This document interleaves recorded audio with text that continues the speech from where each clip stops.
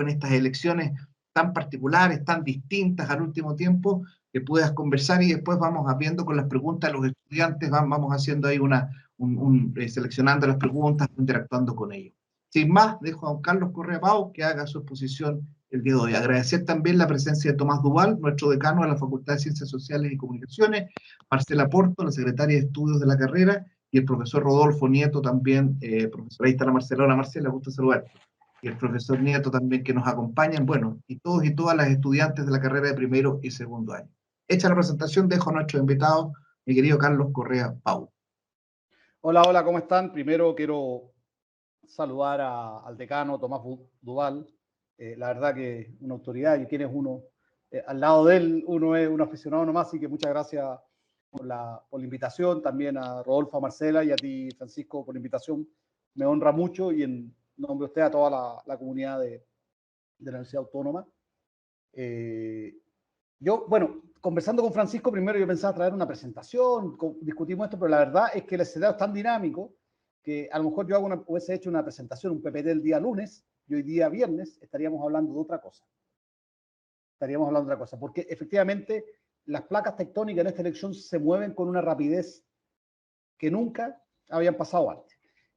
Yo creo también que más que yo hacer una gran exposición, lo que me gustaría ahora es poner 2 o 3 puntos nada más y después abrir el debate para preguntas y a partir de ahí empezar a mirar los temas. La primera cosa clave en esta elección es que tenemos 2 posibilidades. O se equivocan las encuestas o el país cambió para siempre. Las encuestas que hemos visto, acuérdense que hay una provisión de encuesta de 15 días antes, hay también circulado algunas encuestas privadas, dicen, algunas incluso lo decían de manera inobjetable, que pasan a segunda vuelta Gabriel Boric y José Antonio Kast. Si tienen razón, este país va a vivir un terremoto grado 9, porque sería la primera vez desde que volvió la democracia, o sea, la primera vez en este siglo, la primera vez en la vida de muchos de ustedes, que la segunda vuelta en Chile no es entre la centro derecha y la centro izquierda. En Chile siempre han existido fuerzas que están más allá de la zona central de la cancha y que han sido fuerzas que han tenido peso. O sea, José Antonio Kast sacó 9 puntos en la elección pasada. Los comunistas, la Bea Sánchez sacó 20 puntos, el candidato de la nueva mayoría, y sacó 22 puntos. Siempre han habido fuerzas en las zonas más a la izquierda y más a la derecha de las mayorías centrales que han gobernado Chile en los largos años, y por tanto, se resulta que esas zonas extremas, esas zonas que están más a la izquierda y más a la derecha, son las que pasan a segunda vuelta. Tenemos un cambio político del cual no tenemos ni siquiera dimensión de hasta dónde va a llegar. Es lo que el filósofo y matemático Nassim Taleb llama un cisne negro. El The Economist, en el artículo que sale hoy, que el Mercurio lo tradujo, hace ver ese punto. Hace una valoración moral. Dice, los chilenos estamos a punto de cometer un error, diciendo que vamos a votar por posiciones extremas. Es un punto discutible y lo podemos discutir si es un error o no. Ese es un primer hecho que es trascendente. Por otro lado, si se produce el consenso que ha habido en Chile y gana la centroizquierda y la centroderecha, y estoy poniendo los extremos, y Jasna Proboste y Sebastián Sichel son los participantes en la segunda vuelta, escenario que por cierto no está descartado, está en el escenario de lo posible, es difícil, pero está en el escenario de lo posible. Todas las encuestas que conocemos se equivocaron. Y la pregunta es, ¿por qué se equivocaron las encuestas? ¿Qué es lo que están leyendo mal en la opinión pública? Y es complejo que todas las encuestas se hayan equivocado, porque los gobiernos, los políticos, muchas de las políticas públicas que se hacen se han construido a partir de la encuesta. Este gobierno en particular, y este presidente en particular, es muy adicto a las encuestas. Es tan adicto a las encuestas que cuando era candidato tenía una fundación y abajo de la fundación instaló un centro de estudio que se dedicaba solo a hacer encuestas y a recopilar encuestas, porque él es muy adicto a las encuestas. Y cuando llegó a La Moneda, instaló los tracking semanales, los que hace CADEM. Fue una idea que se instaló siendo el presidente Piñera 1. Bachelet no hacía eso, Lagos tampoco. Él lo instaló, después Isicson, que era el jefe de estudio de la SECOM, en Piñera 1, descubrió que era un buen negocio y salió y se lo vendió a CADEM. Y bueno, ya quedó, pero está bien, o sea, vive el emprendimiento. Pero a lo que voy es que este es el nivel de adicción a la encuesta, y el presidente de la República, y prácticamente todos sus ministros construyen su discurso en base a las encuestas. Y si se equivoca la encuesta, también tenemos un terremoto, porque significa que toda la política pública que hemos hecho, la gente está en otra dimensión. Esa es la primera hecho importante en esta elección presidencial. La otra cosa importante es que poca gente lo recuerda, pero en esta elección también se renueva la Cámara completa y se renueva la mitad del Senado, incluyendo las dos regiones más pobladas de Chile y la región con el PIB per cápita más alto de Chile. O sea, es la ronda senatorial más importante. Elegimos 5 senadores en la región metropolitana, elegimos 3 senadores en la región del Biobío, la segunda región más poblada de Chile, y elegimos 3 senadores en la región de Antofagasta, la región minera de Chile, y con el PIB per cápita más alto. Por tanto, también en el Senado va a haber una renovación importante, y además renovamos la Cámara completa, que es un misterio después de lo que pasó en la elección a convencional, que se parece bastante a la elección de la Cámara. Evidentemente, lo más probable es que gane el que gane, no va a tener mayoría parlamentaria. Y no solamente no va a tener mayoría parlamentaria, sino que se va a enfrentar a un Congreso fragmentado, con mucha fuerza. O sea, es evidente que el Partido Republicano va a entrar a la Cámara, va a entrar al Congreso. O sea, eso va a pasar. Ya tiene unos 2 parlamentarios, pero que entraron con cupos UDI y después ahora va a entrar por fuerza propia. También es cierto que es muy probable, es altamente probable que el Partido Comunista entre al Senado. Tienen posibilidades reales en la región metropolitana y tienen posibilidades reales en la región de Coquimbo. Eso es muy probable y por tanto que el Partido Comunista tenga 2 o 3 senadores no deja de ser. No es descartable que fuerzas tradicionales como la ADC tengan dificultades para ser reelecto. La ADC tiene senadores hoy día en la cuarta, podría perderlo. Tiene senadores en la duodécima, podría perderlo. Perdería 2 senadores. Y además de eso podrían que no saque senadores en la región metropolitana. O sea, quedaría la ADC un partido bastante disminuido, lo cual es una cosa que no lo habíamos visto antes. O sea, quienes tenemos más años, nos acordamos que en los inicios de la democracia la ADC era la gran fuerza en el Senado y en la Cámara era una fuerza importante. Y por tanto, para el gobierno que venga, del color que sea, va a ser súper difícil tratar con este Congreso muy disgregado. O sea, el CESPRES va a haber el refrán, tengo más pega que el CESPRES, del próximo gobierno. O sea, esos refranes así, tengo más pega que notario día entre la elección, hace tengo más pega que CESPRES. La otra cosa que puede pasar también es que hay una convención constituyente. La convención no puede, y aquí es donde viene la cola del escorpión, la convención no puede, está en el acuerdo y en la reforma constitucional que la creó y que fue ratificada por la propia convención cuando hizo el reglamento, no puede modificar el plazo de autoridades elegidas. Pero podría decidir que nosotros nos bajamos del régimen presidencialista que tenemos y pasamos a un régimen semipresidencial o parlamentario, y si es eso, perfectamente tiene atribuciones para llamar a decir que las autoridades actualmente elegidas, ponerle un plazo transitorio y decir en un año más se llama elecciones para las nuevas autoridades. Eso es posible siempre y cuando cambie la institución. O sea, si la convención decide mantener el régimen presidencial que tenemos, no puede modificar el periodo al presidente. Ahora, ustedes comprenderán, porque esto no es solo teoría, también es política, realpolitik, que si José Antonio Kast gana la elección, se van a demorar un día en acortarle el periodo y José Antonio Kast se va a demorar 2 días en empezar a hacer la campaña para que el plebiscito de salida sea rechazo.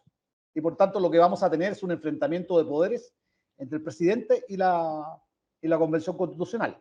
Cosa que hasta ahora no ha pasado porque el presidente Piñera no se ha peleado con la Convención. O sea, estas cosas administrativas que hubo al principio fueron escaramuzas, no ha habido un enfrentamiento. La Convención ha buscado enfrentarse a Piñera en varias ocasiones, pero el presidente Piñera sabiamente ha decidido no entrar en esas polémicas. O sea, hubo un conato de enfrentamiento cuando fue el tema de los incidentes que terminaron con un comunero muerto en la macrozona sur, donde la convención intentó meterse, pero no resultó. Partió al principio también cuando un grupo de la convención trató de forzar un acuerdo para sacar a los presos de la revuelta, a los llamados presos de la revuelta, tampoco funcionó. O sea, no ha habido todavía, pero podamos encontrarnos un enfrentamiento entre la convención y José Antonio Cast. No tenemos historia política, y aquí habría que retroceder incluso, yo creo que hasta a Portales, no tenemos historia política para poder predecir cuál es el resultado de ese enfrentamiento. Por otro lado también, el presidente que salga electo se enfrenta a 3 crisis. Una crisis económica, una crisis de confianza en las instituciones y una crisis sanitaria. Esos son hechos. Son hechos. Y aunque uno lea los programas y de repente los programas propongan una, que vamos a hacer esto, vamos a hacer lo otro, lo más probable es que el próximo presidente va a tener que administrar, que ver cómo maneja el tema del COVID, porque viene, pese a alguien dice, bueno, estamos avanzando en vacunación, pero hoy día en la mañana leía que Austria decidió un confinamiento completo del país. El presidente que viene va a tener que decidir, ¿puedo pedir a la gente nuevamente que hagan confinamiento? No lo sé. También el presidente que viene se va a enfrentar al tema de la inflación. Es un hecho, no es un problema que, aunque el Banco Central ha apretado la mano, no va a ser tan sencillo soltarlo porque, como dicen hoy varias notas en los medios económicos, el problema es que hay mucha plata en la calle. Entonces recoger la plata no es tan sencillo. No es tan sencillo, no es tan así como así. Y por tanto, la inflación va a ser un tema complejo y la inflación es impopular. A veces alguna gente de izquierda habla de la inflación con cierta frivolidad, pero la inflación es claramente impopular porque de partida golpea siempre a los más pobres, que son los que más consumen productos, bienes y servicios y que dedican menos parte de sus ingresos a los ahorros. Y afecta menos a las personas más altas porque dedican más parte de sus recursos de inversión y tienen la capacidad de repente de diversificarse en términos de riesgo para, no sé, tomar posiciones en dólares o comprar activos y protegerse de la inflación. El que es asalariado lo que tiene es su salario y por tanto ese está afectado sí o sí por la inflación y en eso no hay que ahondar mucho en la historia para eso y es un problema del próximo gobierno. En el tema también de la crisis de las instituciones, yo creo que basta mirar cualquier estudio, cualquier encuesta y en efecto está fuera de todo tema. Y además nos vamos a enfrentar probablemente a una crisis parecida al caso Penta. Ojalá me equivoque en esto, que voy a decir. Esto lo voy a decir acá y bueno, ustedes pueden citar todo lo que quieran, pero ojalá me equivoque. Yo digo, ojalá yo esté equivocado, se lo juro que quiero estar equivocado. Yo tengo la sensación que esto que salió a la luz pública de las boletas infladas de Karen Oliva, que evidentemente hay boletas infladas y ella misma, mal asesorada, claramente no se asesoró por un abogado, reconoció en una entrevista en T13 que las boletas no correspondían a servicios reales, sino correspondían a cosas que se gastaron en otras acá. Eso aquí y en Burundi es un delito. Ella y por tanto, pero tengo la sensación que eso es un mar sin orilla, que cuando se meta la fiscalía y se metan a investigar bien las boletas de la devolución de plata de Cervel, no van a caer, no va a ser solo la Karen Oliva, sino que va a haber una seguidilla de actores políticos que van a caer. Al igual que el caso Penta.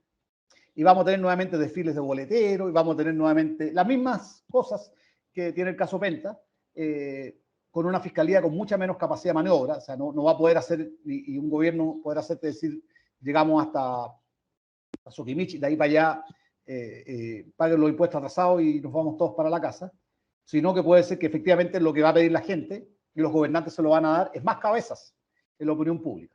De hecho, la propia nota de CIPER menciona 3 casos más. Y evidentemente, las personas de izquierda, como los 3 casos que menciona son de derecha, van a decir, esos 3 también, si Karen Oliva tiene que enfrentar un proceso legal, una investigación de la fiscalía, también tienen que enfrentarla los otros 3 que están mencionados ahí, y a partir de ahí empieza a caerse el naipe y nuevamente es como el caso Penta y empiezan a caer todos. Ese es un tema también complejo y el próximo gobierno se va a enfrentar, probablemente no los parlamentarios ya electos, porque yo imagino que varios ahora van a tomar las precauciones dado lo de Karen Oliva y en las rendiciones las van a hacer bien, pero hasta atrás hemos tenido elecciones de convencionales, de gobernadores, y también acuérdense que cuando se hizo la nueva electoral se amplió el periodo de prescripción de los delitos electorales y por tanto, de hecho, el propio Andrés Tagle dijo hoy que le pidió a la Fiscalía que investigara una denuncia que hicieron ellos respecto a la rendición de Marco Enrique Ominames del 2017. O sea, se amplió parte de cuando se hizo la nueva ley, que se amplió la prescripción de los delitos electorales, antes era solo un año, y por tanto acá puede ser, y eso es una crisis política que va a enfrentar el nuevo gobierno. Esos son los escenarios. Y para segunda vuelta, dicen predicciones, la verdad es que yo tiendo a pensar, veo difícil que Boric se caiga de la primera vuelta, porque el voto que tiene es un voto muy, muy duro, muy disciplinado, el voto del PC y el voto de sus partidarios. Tendría que ser una cosa muy rara, que es que la gente joven no vaya a votar, que se quede en la casa, o que el efecto de Karina Oliva fuera fatal. Va a pesar, pero no sé si en la gente más joven. Fuera fatal, en el sentido Boric y Axel reaccionaron rápidamente y la vendieron en 4 pesos. Después de las elecciones me imagino que tendrán que contar porque si había antecedentes de esto de Karina Oliva de antes, ellos le dieron el cupo senatorial. Esa es una buena pregunta que me imagino tendrán que responder después y que ahora actúan como si no la conocieran, pero es una muy buena pregunta quién es Karina Oliva al respecto, porque la verdad es que el Frente Amplio bastante que la infló. Y el otro cupo, la verdad es que puede pasar cualquier cosa. Las encuestas que han circulado dicen que el debate movió la aguja, pero no lo suficiente como para que Sichel alcanzara a José Antonio Kast. Pero en la derecha suelen actuar siempre con la lógica del alfa. O sea, si José Antonio Kast era atractivo porque era el alfa y por tanto toda la derecha iba para allá, y si Sichel empieza a mostrar fuerza, puede haber rápidamente, a diferencia de la izquierda que tiende a ser más cuadrada, la derecha es más pragmática. Si candidatos buenos, vamos todos para allá. Y por tanto, puede generar un movimiento hacia Sichel si ven que Sichel tiene más fuerza, y en eso él ha hecho un giro en su campaña. Por suerte, se olvidó de esta cosa que no sé quién le dijo que era una buena idea, que jugara a hacer lo que no era, una persona independiente, que no tenía relación con los partidos, que era así como alguien de la ciudadanía, lo cual no corresponde a la biografía de él. Sichel fue 2 veces candidato a diputado, fundó un partido político, fue ministro del presidente Piñera, fue ministro en La Moneda, participó en una primaria y ganó la elección de una primaria de la coalición de partidos oficialistas. Por tanto, es una persona de la clase política y eso tiene sus ventajas y desventajas. Por suerte, él se ha bajado de esa biografía impostada que tenía y ahora está más en la línea de lo que efectivamente representa y además está ofreciendo un producto que le hace mucho sentido a muchas personas de derecha, que es gobernabilidad, frente al programa de Kast, que evidentemente es disparatado. Evidentemente tiene disparate. El propio Kast tuvo que reconocer en el debate que su programa requiere cambios profundos. Dijo, el programa no está escrito en piedra y si hay cosas malas yo las voy a cambiar. Tuvo que reconocer en el debate pasado que en efecto el programa es eso, y Sichel ha aprovechado ese gafe para transmitir que él es una persona que puede dar gobernabilidad. Creo que ese tono de la campaña es el correcto y es el que debió haber hecho siempre. Yo no entiendo por qué lo cambió. Creo que ahí perdido tiempo valioso, pero en una de esas puede recuperarse. Eso es más o menos a grandes rasgos lo que veo de acá al día domingo. Obviamente habrá abierto a preguntas las que quieran. Muchas gracias, Carlos.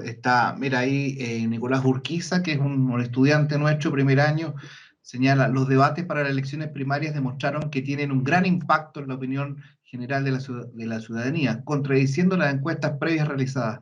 ¿Piensa usted que el último debate logre hacer algún cambio en el escenario previsto en las elecciones del domingo? Interesante la pregunta, porque se cuestionó mucho la actuación de José Antonio Kast, pero hay gente también que dice, Carlos, que los debates no marcan mucho, las personas que ya tienen ciertas decisiones las siguen manteniendo en el fondo. Sería bueno, con la pregunta que hace este estudiante, en el fondo, ver si efectivamente crees tú que el debate va a incidir o no en aquella persona, en la intención de voto. Yo tiendo a pensar parecido a Nicolás, y sé que estoy contradiciendo el mainstream. De hecho, en la segunda hicieron una nota y entrevistaron 8 analistas y 7 dijeron que los debates no movían la aguja. Yo tiendo a pensar que a Nicolás por varias razones. La primera es por lo que él dice, que la evidencia muestra en esta elección que en las primarias los debates fueron decisivos. O sea, Jadwe se derrumbó en un debate, Lavín también. Sichel se derrumbó en un debate. Acuérdense que la Yasna le sacó lo de lobista, Sichel se enredó y se derrumbó en un debate. Su caída empezó en un debate. Por tanto, la evidencia, al menos esta elección, muestra que los debates han movido la aguja. Bajo esa lógica, yo debiera pensar que este va a mover la aguja siento que vimos un derrumbe de Cáceres. Cáceres estuvo muy mal. Después le echó la culpa al maquillaje, trató de hacer un chiste no muy bueno. Cáceres bastante, ¿cómo decirlo?, improvisador y es muy bueno, pero no le resultó. Y después su equipo digital se dedicó más bien a pegarle a Meo, a pegarle a Marco y a pegarle a Sichel, lo cual demostró que acusaron el golpe y que el dolor se notó, que hubo dolor. Y por tanto ellos también creen que, al igual que Nicolás, que el debate pesa. Esa es una primera cosa. Y en eso también nuevamente las encuestas. La otra cosa que también me hace pensar que el debate tiene movimiento es que el rating promedio del debate fue 41 puntos y tuvo pic de 47. Eso es el rating de Festival de Viña o cuando juega la selección. Esos son los equivalentes. O sea, sí, y claramente todos sabemos quién es, si todos sabemos quién es Brandon Díaz, claramente toda la gente vio el debate y tiene opinión respecto al debate. O sea, si tengo 41 puntos de rating, lo mismo que Festival de Viña tiene 50 y tantos, pero tengo rating comparables a festivales o partidos de fútbol, significa que a la gente le interesa y que además de eso la televisión efectivamente marcó opinión. Y sobre todo la televisión, lo que dicen los estudios del CNTV, en efecto reconocen que las redes digitales han ido avanzando como fuente de información, por desgracia, pero siguen reconociendo a la televisión como el medio más influyente en la formación de opinión de las personas. Eso es un hecho concreto que está en los estudios del CNTV, y además de eso, si yo corto de 35 para arriba, en la televisión es lejos lo más influyente y ese grupo tiende a votar mucho. Por tanto, bajo esa lógica, el debate sí puede influir y puede mover la aguja. Probablemente lo haga y los números sean distintos a los de la encuesta. La pregunta es hasta dónde lo mueve, si efectivamente logra que pase uno o no otro a segunda vuelta. Carlos. Marcela. Marcela Porto, acá, secretaria. Hola, Marcela. Mira, quería preguntarte, ¿cómo ves tú el escenario en relación a estos votos, en el fondo, que estarían solapados o tal vez todavía no manifiestos, la voluntad de voto me refiero, en relación a las personas que se mueven dentro del miedo a estas posturas tan extremas que, como bien tú decías al inicio, es la primera vez que estamos en una situación así como muy extrema, conociendo también el sustrato cultural chileno, que de repente también estas posturas tan extremas tienden también a buscar un poco el equilibrio en el centro. ¿Cómo ves tú esa situación? O sea, la primera cosa es que las encuestas dicen que las posturas del medio eso es bastante curioso, las posturas del medio en Chile son minoritarias y que las posturas más extremas son las que marcan la tendencia. La sensación que tengo yo es que las encuestas, se ha puesto una moda entre los encuestadores del uso del panel, por una razón de costo, ¿ah? Porque los paneles, lo que pasa es que el panel, para explicarlo en simple, el panel es caro, el panel tiene un costo fijo muy alto y un costo variable muy bajo. Es como un panel, es como un panel solar. Cuando usted instala un panel solar, es caro instalarlo. Una vez que lo instala, el costo de la energía es muy bajo. Entonces los paneles, que son en realidad bases de datos enormes de 100.000, 200.000 personas, a veces más, incluso de 1 millón, casi todos vienen del área del retail, porque el retail ocupa mucho el panel. O sea, la misma cuestión que usted le llega una encuesta al Jumbo, después le llega... A mí me acaba de llegar una encuesta de una encuestadora, ayer. Yo de curioso la contesté, no debía haberlo hecho, pero de curioso la contesté. Entonces, por tanto, el panel está orientado a un sector público que es muy activo en el digital. Y que no es el público que normalmente es más moderado. Como todos sabemos, ustedes han tenido ramos digitales, las personas en el espacio digital tienden a tener posiciones más extremas de las que realmente tienen. Todos, hay chistes, hay memes al respecto, hay chistes, todos somos, nada es tan simpático como aparece en Facebook, ni tan inteligente como en Twitter, ni tan lindo como en Instagram. O sea, el espacio digital distorsiona hacia los extremos las posiciones. Y por tanto, las encuestas pueden tener ese sesgo. Y si las encuestas tienen este sesgo, esto es una hipótesis solamente, si la encuesta tiene ese sesgo, todas las tesis de espiral del silencio, la tesis de Noel Neumann de espiral del silencio, curiosamente se estaría aplicando al centro y no a los extremos, siguiendo esa línea de pensamiento. Creo que, en efecto, el panel, al hacer sobreuso del espacio digital, da la sensación de crear una espiral del silencio hacia el centro. ¿Cuánto? No lo sabemos. Lo vamos a saber ese día. Pero sí, en efecto, tengo indicios que hay alguna espiral del silencio hacia el centro. ¿Podría dar alguna sorpresa Sichel o Proboste? O sea, ¿En tu opinión? es imposible, lógicamente, pensar que Sichel o Proboste tiene un dígito. O sea, claro, hay otras variables. es imposible. Si uno mira los resultados de las elecciones anteriores, pensar que Sichel o Proboste tiene un dígito es difícil de creer. ¿Y dónde claramente está pisado el centro, entonces, este pensamiento más miedoso, más, no sé si miedoso, más cauto, tal vez, de la incertidumbre que pueda provocar Kast o Boric? Siguiendo la línea lógica de las encuestas que conocemos y las encuestas que también se han publicado, entre comillas, en secreto, los encuestadores se encargan que circulen harto, incluso ponen el cartel así, solo para el directorio, para que uno la manda así, no, mira lo que me llegó. El espacio de esa zona de miedo, de temor a los extremos, está en el espacio que está fuera de lo digital, porque las encuestas más bien se basan en panel, y el panel tiende a sobreestimar a las personas con alto consumo digital. Porque el panel me llega un correo y yo contesto clic, clic, clic, clic. Por tanto, requiere que yo esté conectado online y todo lo demás. Y las personas que están fuera del espacio digital son, en Chile, voy a ocupar los datos de la Subtel, son las personas más pobres, son las personas con más años, son las personas con menos escolaridad y son las personas que viven en localidades con más baja conexión de internet, más lo que llaman las telecomunicaciones las zonas rojas, o sea, zonas con baja conexión de internet, que son localidades pequeñas o barrios marginales en ciudades grandes. O sea, quienes viven en barrios peligrosos, o sea, barrios tomados por el narco, donde efectivamente la digitación es más baja porque los narcos tienden a atacar mucho la fibra óptica y afectar la conectividad. Esas zonas donde hay menor conectividad. O sea, personas mayores, personas de localidades apartadas o de barrios de riesgo en ciudades grandes y personas mayores. Si ese grupo nosotros vemos el domingo en la mañana que va a votar y que tiene alta presencia de voto, en efecto la encuesta, ahí el día, lo que va a venir en la noche, una camotera a la encuesta, que encuentro que es injusto porque sí, honestamente las encuestas dicen todas las que he visto yo, casi todas, hay una o dos que creo que están, dicen en su ficha técnica que ocupan panel y por tanto uno pudiera, lo que estoy diciendo es algo que yo deduzco de las propias informaciones de la encuesta, no es que yo tenga algún dato distinto. Pero sí, en efecto, la espiral de silencio estaría en esos grupos. Y esos grupos, si uno mira el comportamiento en general, datos como la CEP o el COES, que son estudios más amplios, estudios etnográficos más amplios y territoriales, esos grupos tienden a alejarse mucho de los extremos y tienden a tener temores profundos y requieren un alto compromiso del Estado en la solución de sus problemas diarios. Perfecto. Oye, Carlos, nuestros estudiantes están preguntando aquí, pero mira, Nicolás Sánchez pregunta, ¿podría explicar el sistema de arrastre y los subpactos? Tenemos varias preguntas, así que si podemos acotar la respuesta para que no quede ninguna fuera. Eso pregunta Nicolás, estudiante de segundo año. A ver, en Chile las elecciones, voy a ser breve porque para contestar todas. En Chile las elecciones parlamentarias ocupan un sistema que se llama proporcional, que más o menos significa que la lista elige más o menos la cantidad de personas equivalente al porcentaje de voto que saca. A manera de ejemplo, en general, más o menos, depende, como se eligen 5 senadores, si yo tengo, a grandes rasgos, hay otras cosas, si saco 20%, debiera elegir al menos uno. Ese es más o menos a grandes rasgos lo que busca.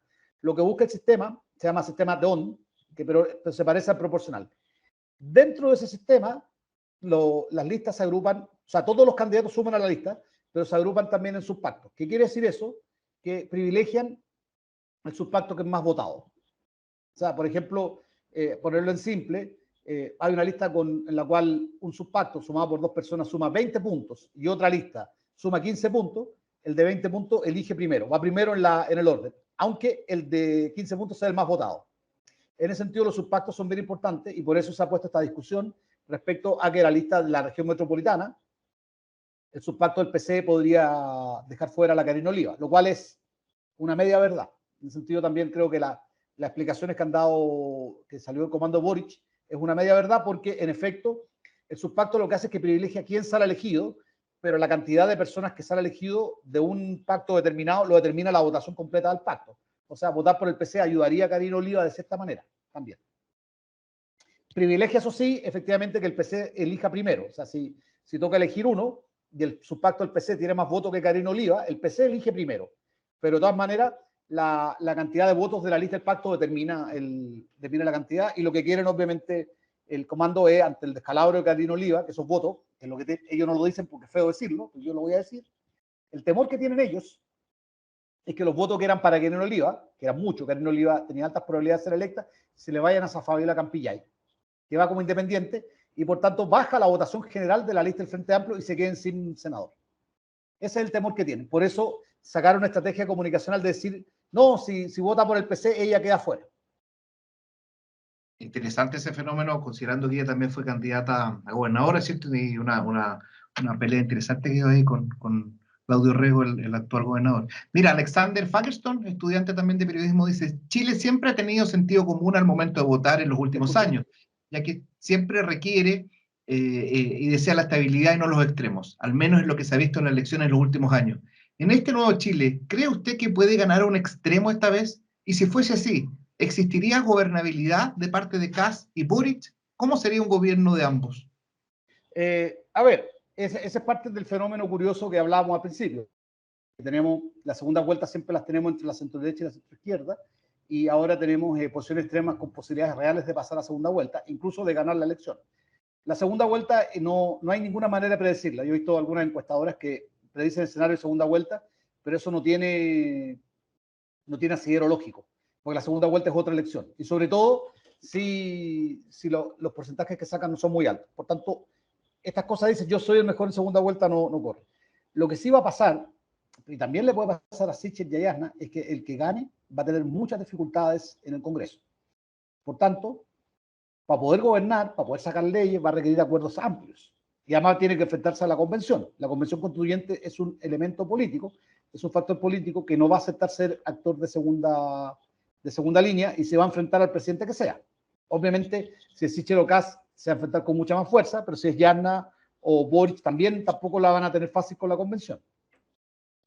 Y la única manera, y aquí donde los programas son unas cosas que yo no lo logro entender por qué no lo dicen. La única explicación que tengo, que están marcando pauta por las encuestas que le decíamos, la única manera que un gobierno sea exitoso en el próximo periodo que viene es construir acuerdos amplios. No hay otra manera. O sea, acuerdos tipo 16 de noviembre, del 15 de noviembre. Como ese tipo de acuerdo es la única manera de avanzar. De acuerdo para solucionar las tres crisis, y también una cosa que ha quedado pendiente, ya este segundo gobierno que la deja pendiente, un acuerdo amplio para una reforma de pensiones. Una reforma de pensiones seria, una reforma de pensiones que sea sostenible, y no una volá como la que está en el programa de Boric, o una cosa extrañísima como minimalista que está en el programa de Kast, sino una reforma profunda y que requiera un acuerdo amplio. No hay otra manera. Así que palabras prohibidas que nos enseñaron que eran malas palabras, como cocina, democracia de los acuerdos y similares, es la única manera de gobernar, sea quien sea presidente. No hay otra.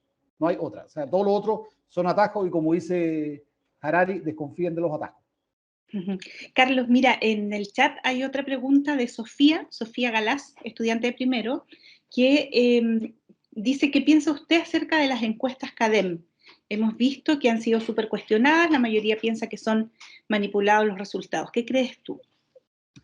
O sea, la encuesta, el problema que tienen, lo que explicaba anteriormente, es el uso excesivo del panel, y si yo tuviera que hacer una crítica a los encuestadores, en general yo no tengo mala opinión de las encuestadoras. O sea, tiendo a pensar que ellos tratan de hacer su trabajo lo más honesto posible, pero la discusión que debería instalarse sobre el uso del panel, y en ese sentido, ustedes como futuros periodistas, uno no tiene por qué tener todas las respuestas, pero sí las preguntas buenas. Y la pregunta buenas que hay que hacerle a un encuestador, y que de hecho pocos medios se lo han hecho, ¿cuál es el sesgo asociado al panel?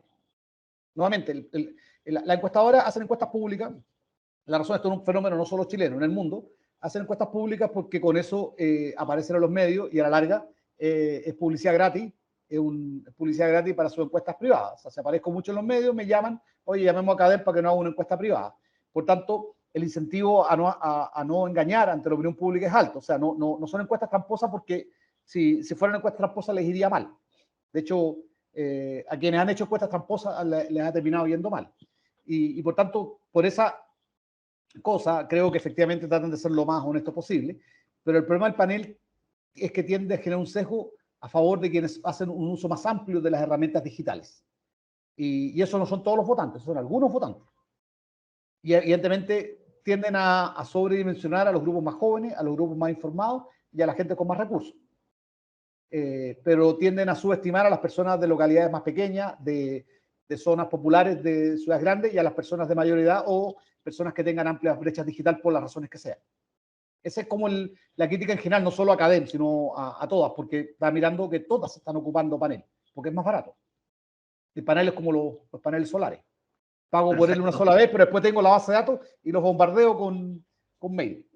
Oye, mira, Christopher Jara, estudiante de segundo año, se pregunta que todas han sido interesantes, pero esta es particularmente por el fenómeno. Dice, mira, ¿cuál es el principal atributo o que le ve la gente al candidato Parisi, dado que está fuera de Chile y aún así mueve mucha gente? Interesante, algo conversábamos antes, el tema de las redes sociales, un candidato que no está presente, que quizás su campaña ha sido muy bajo costo en Chile, digamos, no es una campaña tradicional como las otras, pero marca la aguja. ¿Qué pasa ahí en ese fenómeno? O sea, Parisi está instalado en la antipolítica. De hecho, qué bueno que no está en Chile, pues si estuviera en Chile estaría en 15 puntos. Estaría en la pelea.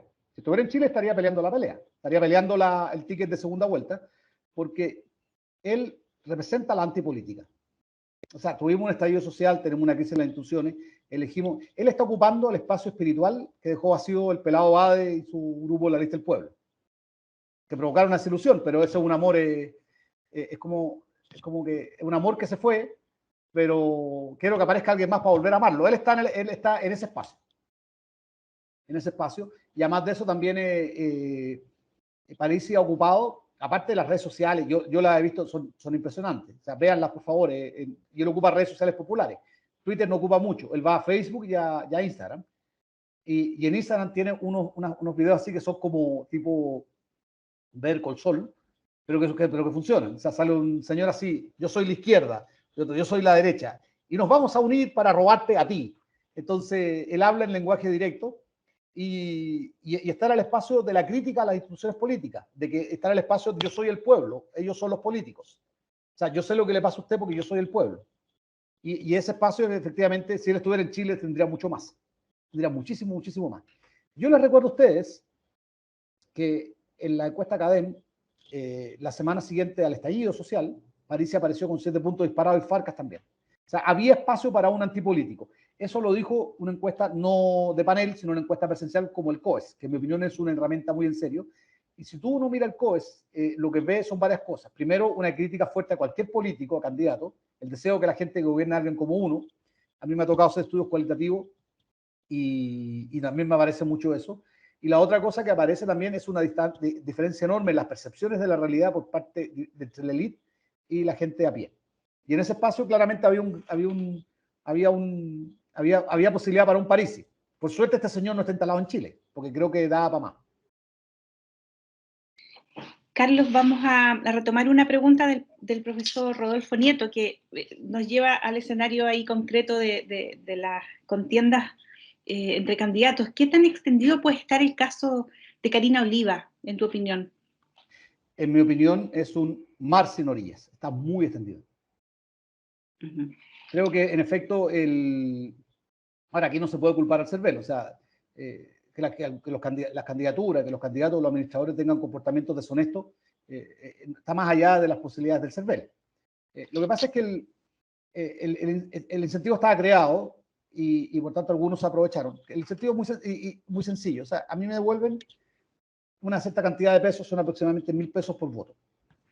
Normalmente las campañas lo que hacen es que los bancos les dan un crédito y el banco hace una estimación de cuántos votos va a sacar, y el banco da el crédito y el banco se paga después del CERVEL.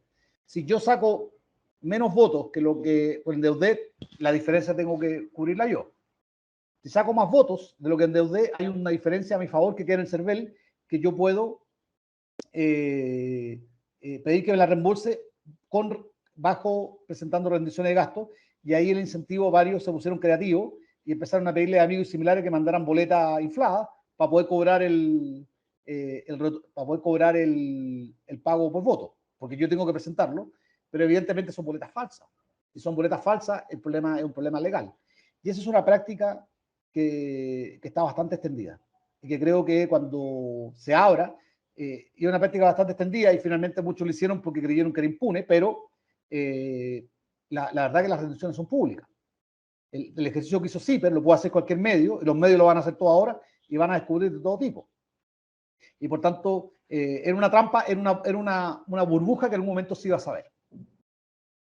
Pero era sabido que efectivamente en el mercado habían gente que daba boletas por asesorías infladas para cobrar la rendición del CERVEL, que además viola la ley, porque la ley establece que los gastos tienen que ser solo durante el periodo electoral.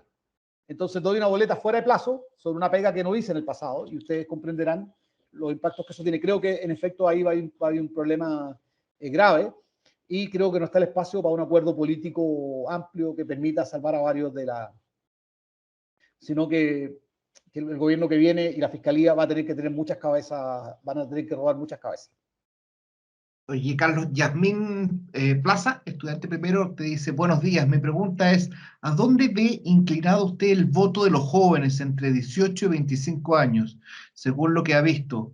¿Cree que hay una polarización o se ve más centrado? No, la pregunta no te escuché bien, disculpa. ¿A dónde se va inclinado usted ve el voto de los jóvenes que tienen entre 18 y 25 años? ¿Crees que hay una polarización o se ve que es un voto más centrado en este rango de personas entre 18 y 25 años? Yo tengo la sensación que está más centrado. Está más centrado en los que están fuera del sistema, o sea, los que son atípicos. En Boric, sin duda, por un tema generacional y también de lo que implicó el movimiento estudiantil para muchas personas, pero también un voto que también está hacia París y hacia Kast. Creo que ahí tienen menos fuerza los candidatos más tradicionales, porque en efecto ese grupo tiende a tener más... El grupo de 18 a 25 años consume menos televisión, medios tradicionales. Ustedes mismos, tiende a ser más desconfiado de las instituciones tradicionales. Y además de eso, es el grupo que más votó votó ampliamente en las elecciones de convencionales de mayo. Entonces, y ese grupo votó por la lista del pueblo, votó por los candidatos de no neutrales, votó por la Tere Marinovich, o sea, votó por los candidatos asistémicos. Y por tanto tiende a ser más asistémico, de izquierda y derecha, y de centro, no es todo Boric. También hay Casa ahí tiene votos también. Y Parisi también tiene votos ahí. Oye, Carlos, mira, justamente la pregunta de Santiago te pone ahí un escenario en relación a París y dice, pero ahora con los debates muchos de los candidatos a presidentes han bajado, según algunas encuestas, y así Parisi ha ganado popularidad por la elección de descarte. Ahora, ¿cree que igual por ese factor podría pasar a segunda vuelta Parisi? Yo creo que si Parisi hubiese estado en Chile, tendría una alta probabilidad de estar en la pelea para la segunda vuelta. Fuera de Chile es muy difícil. Fuera de Chile es muy difícil, además no estaba en la televisión. La televisión es masiva. O sea, las elecciones, la televisión y la presencia física de una persona en un lugar hace también llama electores. Sobre todo los electores que están menos digitalizados. Pero el hecho de estar fuera de Chile, él mismo lo ha dicho, ¿eh? Él mismo reconoce que efectivamente es su gran impedimento, y lo ha dicho públicamente. O sea, y le echa la culpa, por supuesto, que hay una conspiración mundial para efectivamente dejarlo fuera, y ha extremado las redes sociales. Y la otra cosa que Parisi ha encontrado un nicho de todos como los conspiracólicos, así como en su momento lo hizo Trump con los QAnon. O sea, Parisi se ha encontrado un espacio de los QAnon chilenos. Ese espacio antes estaba con Kast, y ahora estaba con Parisi. Creo que efectivamente es un factor, pero no lo veo. Para pasar a segunda vuelta se requieren 20 puntos. No lo veo en 20 puntos. Lo veo en 2 dígitos, sí, pero no lo veo en 20 puntos. Oye, y Rodolfo te pregunta, ¿aún siendo Papito Corazón? Porque hay un tema sensible en la cultura. Es que eso, por eso, bueno, eso, si no hubiese sido Papito Corazón y hubiese estado en Chile, creo que habría sido un candidato muy competitivo. El tema de Papito Corazón, en efecto, al voto mujer afecta mucho. Sí, bueno, disculpando la expresión, por supuesto. Sí, afecta mucho. Entonces, nuevamente, creo que ese reportaje que hizo Canal 13, además la razón por la cual él no está en Chile es esa. Yo te lo digo con conocimiento de causa, porque lo que él teme, y en eso tiene razón este hombre, yo lo conozco harto porque fue profesor mío en posgrado. Lo conocí antes que fuera, cuando era todavía un economista considerado como serio. Era buen profesor, pero a él le importa mucho lo mediático. Entonces, él piensa que si llega a Chile y la imagen en televisión con 40, 50 puntos de rating es la PDI esposándolo, está muerto políticamente. Y en eso tiene razón. Y por eso optó por no venir a Chile. Por eso optó por no venir a Chile. Y eso efectivamente lo va a dejar fuera de... Pero si él hubiese podido venir a Chile, sería un candidato muy competitivo. Muy competitivo. Sería la primera vez, Carlos, que tendríamos un candidato a presidente que no está votando en nuestro país, en el fondo. Es un fenómeno interesante. Eso yo creo que lo liquida. Creo que es el punto que lo liquida y de hecho la razón por la cual no está en Chile es por su demanda de pensiones. Y además porque la demanda de pensiones no es un tema que él pague plata. En Chile esto no es Estados Unidos, donde ya se puede pagar plata, listo. Él está requerido por un tribunal. Incluso si tiene los 200 millones en un maletín, aquí están los 200 millones, él tiene que pagarlos en un tribunal. No es que los pague, tiene que presentarse a un tribunal porque está requerido por un tribunal. O sea, tiene orden de aprehensión debido a que un tribunal dictó que no tiene que presentarse. Probablemente los paga y queda libre, pero tiene que presentarse a un tribunal. Por tanto, la PDI, frente a las cámaras, porque todo hace con cámara, va a llegar al aeropuerto Arturo Benedetti y lo va a esposar y lo va a conducir a un tribunal. Y esa imagen lo va a liquidar. Y me parece que moralmente es un castigo justo. Mira, y otra pregunta de Luis Antonio de la Fuente dice, ¿por qué Marco Enríquez Ominaami nunca es controversia y tampoco se considera una competencia o capaz de pasar a una segunda vuelta? Candidato que ha sido cuarta vez candidato a presidente. O Joaquín Lavín 2.0 y su eterna postulación. Interesante el punto que plantea Luis Antonio ahí. O sea, Marco Enríquez estuvo a punto de pasar, la primera vez que se presentó, estuvo a punto de pasar. O sea, 20% la primera vez, una cosa así. Sacó 20 puntos, Frey sacó 29, pero en un cierto momento que Marco llegó a estar arriba de Frey. Y hubo todo tipo de operaciones de entonces, el gobierno de Bachelet, para que no se cayera Frey. Pero tuvo un cierto momento en la cual Marco pudo haber quebrado la historia. Después de eso ha sido una copia, las dos candidaturas siguientes fueron una mala copia de sí mismo, en una especie de Marco en versión china. En esta candidatura ocurre un fenómeno bien curioso con Marco. Yo encuentro que y él cuestionado está también por el tema de bueno, además, una cosa, no, las candidaturas 2 y 3 de él fueron. Pero ocurre ahora un fenómeno con Marco que a mí me resulta curioso. Yo creo que él está bien en esta candidatura. Yo lo escucho, lo leo, lo vi en el debate, me pareció, bueno, es Marco Enríquez, entonces no puede evitar ser polémico en el debate. O sea, le puso doctor Miedo a Kass, sacó a Boris al pizarrón y lo desesperó. Boris estuvo a punto de perder la paciencia. Por suerte aguantó y no perdió. Lo sacó al pizarrón con lo de las barricadas y con su programa. Estado bien, sus planteamientos hablan de que dice Marco, y el único candidato que lo ha dicho. Jasna Proboste y Sichel lo están diciendo ahora, que el presidente que sea va a tener que gobernar en base a acuerdo. O sea, es otro Marco Enrique, como, no sé, José Enrique, mira, el primo Marco. Pero yo creo que también la gente lo que ve es una persona que no tiene sustento político y que a la larga se ha convertido en un candidato profesional. Y por tanto, su viabilidad es muy baja. Pero sí, en efecto, puede ser un candidato que saque puntos suficientes para malograr a Jasna, que no pasa a segunda vuelta, y que tenga que la apuesta que está haciendo él, que el candidato de izquierda que pasa a segunda vuelta tenga que ir a mirarle la cara. Él estuvo a punto de inscribirse en la primaria en la consulta del nuevo pacto social, pero no lo hizo porque estaba impedido por ley. Después, acaso justo inscribirse en la papeleta. Yo creo que está apostando a seguir siendo una figura política. A Marco le gusta ser candidato. O sea, es su pega. Es su pega. Es un candidato profesional. Pero creo que lo que pasa es que ya no es creíble. Está como diciendo, bueno, o sea, que esto es como un...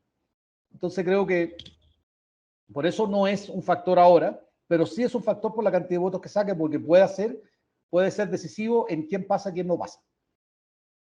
La segunda vuelta. Ustedes comprenderán que si, por ejemplo, Marco saca, por decir un número, 5 o 6 puntos, Jasna saca 19 y Sichel saca 20, a Marco en la ex nueva mayoría no le van a querer hablar más en 5 años más. Claro.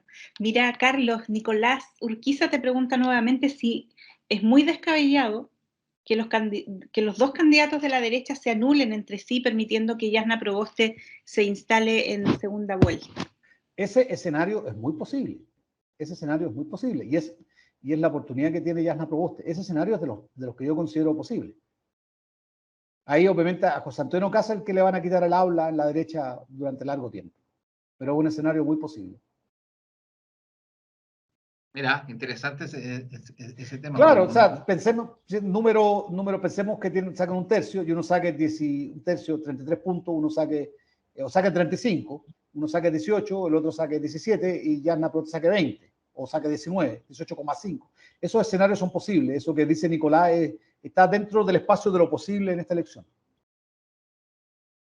Bien, pues hoy vamos a ir terminando, pues ya llevamos casi una hora y sabemos que tu agenda, Carlos, es bastante ocupada, y agradecer nuevamente el tiempo que has tenido en la conversación interesante en víspera de esta elección presidencial que tenemos tan importante ahora en 2 días más, y bueno, la participación de nuestros estudiantes de la carrera, los profesores, Marcela, Rodolfo y nuestro decano, así que darte las gracias. Yo no sé si hay alguna última pregunta, alguien que quiera hacer algo, si no ya vamos terminando.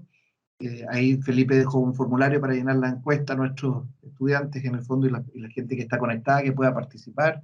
Eso, cedo la palabra, no sé, Roberto, Marcela, Tomás, o si alguien quisiera comentar algo más antes para ir cerrando esta interesante conversación. Sí, Carlos, agradecerte el tiempo y el haber estado con nosotros y contarte también que esta iniciativa también parte de una inquietud de los estudiantes de poder estar mirando los escenarios posibles para poder entender un poco más lo que está pasando en el país. Tú sabes que ahí el periodismo y los medios también son un actor importante en la política, por lo tanto también nos interesa mucho que la formación de los y las periodistas futuras también tengan ahí claridad en esos temas. Así que muchas gracias por contribuir ahí en este propósito formativo. Bueno, yo primero quiero agradecerle, quiero agradecerle bastante harto la invitación. Francisco, a ti por la invitación, la conversación y la amistad de todos estos años. Marcela también, muchas gracias. También al profesor Rodolfo, a Tomás, quien es uno. O sea, tiene un tremendo decano para que... Así que... Y la otra cosa también, creo que las preguntas que hicieron son muy buenas. Y el rol del periodismo en estos tiempos inciertos es preguntar aquello que puede parecer incómodo, que a lo mejor algunos dicen, pero ¿cómo pregunta eso? Que puede parecer, pero puede parecer como simple, pues no es simple. A veces lo obvio no se ve, y en estos tiempos de incerteza y de que los candidatos tienden de repente a sobreexagerar sus méritos, el ejercicio de ocultación periodística es cada vez más necesario. Creo que es el valor que nos va a permitir tener una sociedad más democrática y más próspera ante la degradación de la política. Creo que el periodismo es quien puede salvar a nuestras instituciones, y en eso lo que ha hecho Twitter ahora es importante, lo que han hecho otros medios, tanto los medios grandes como los medios independientes. Creo que es bien importante, y por eso quiero felicitarlos y agradecerles que hayan decidido este difícil camino de ser periodista. Oye, gracias a ti, Carlos. Voy a leer, mira, Sofía Galás, nada más que agradecer por su tiempo y disposición. Jack Peters, muchas gracias, ayuda de gran manera y esclarece muchas de nuestras dudas. Araceli Ramírez, muchas gracias por la información, así generamos una decisión con base. Así que bueno, nos quedamos muy contentos porque fue una instancia muy enriquecedora para todos y todas, así que agradecerte nuevamente tu tiempo y bueno, y a esperar el domingo, estar conectados en el fondo, porque la única certeza, como dijo Carlos en una entrevista, la única certeza que hoy día tenemos es que la elección es el domingo. Esa es la única certeza que tenemos. Esa frase me gustó mucho, que le preguntaron, ¿qué certeza tenemos para la segunda vuelta? Mire, la segunda certeza es que la única certeza es que la elección es el domingo 21. Eso es lo que sabemos. ¿Quién pasa? No tenemos idea. Así que bueno, esperemos los pronósticos ahí, pues. Un saludo grande. Muchas gracias. A todos y todas. Chao, chao. Gracias nuevamente, Carlos, y bueno, a quienes se conectaron también, pues. ¿Ya? Todos a votar, como dice la Sofía, exactamente. Sí. Chao, Muy chao. buenos días. Buenos días. Gracias, Carlos, nuevamente. Gracias. Chao, chao.